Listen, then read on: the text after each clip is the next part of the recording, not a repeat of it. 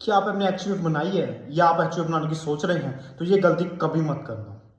तो अक्सर क्या होता है कि लोग एचयूएफ बना लेते हैं क्योंकि वो टैक्स प्लानिंग करना चाहते हैं और अपनी इनकम को एक सेपरेट एंटिटी में डिवाइड करना चाहते हैं। ये टैक्स ट्रीटमेंट तो सही है, बट हमें इसे समझना चाहिए कि एचयूएफ में क्या चीज़ से हम टैक्स वाकई बचा सकते हैं और क्या चीज़ रिस्की है।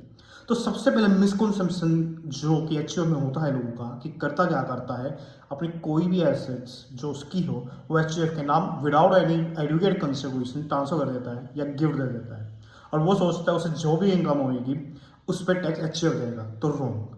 इनकम टैक्स क्लबिंग प्रोविजन के हिसाब से अगर करता इन एडुकेट कंसिडरेशन में कोई भी एसेट एचयूएफ को ट्रांसफर करता है तो उस पर जो भी इनकम आएगी वो कर्ता की ही टैक्सेबल होगी, ना कि एचयूएफ की।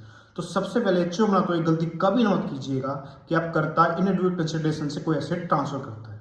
तो हम करें क्या एचयूएफ में, कॉप्स या एसेट्स बनाए कैसे?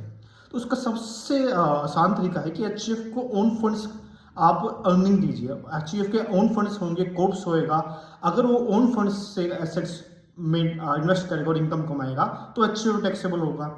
या फिर कोई विल हो, जैसे कि अगर कर्ता के फादर हैं, उनकी कोई विल है, उससे एचयूएफ को कोई एसेट ट्रांसफर हुई है, या फिर एंसेस्ट्रल प्रॉपर्टी है जो डायरेक्टली एचयूएफ को मिलती है, तो उस पर क्लबिंग प्रोविजंस नहीं लगते। या फिर ये भी हो सकता है कि कर्ता एचयूएफ को लोन दे दे और लोन का एग्रीमेंट हो और उस लोन से वो कोई एसेट्स लेते हैं तो उस पर भी इनकम एचयूएफ भरेगा और उसमें इंटरेस्ट वगैरह की इनकम जो भी होगी वो चीज़ हमें दिखानी पड़ेगी। वो भी एक एचयूएफ उनका वैलिड तरीका है। दूसरा है कि एचयूएफ अगर अब आपकी बनी है बिगर एचयूएफ को पार्टीशन करके, अगर कोई बिगर एचयूएफ थी फिर आपने छोटी एचयूएफ बना ली, तो उसके पार्टीशन पे जो भी एसेट एचयूएफ में आएगी उसके बाद जो भी इनकम होगी एचयूएफ को उस पर टैक्स भरना है। तो इस बात का आपको ख्याल रखना चाहिए कि एचयूएफ में क्या चीज़ अलाउड है, क्या चीज़ नहीं है। धन्यवाद दोस्तों।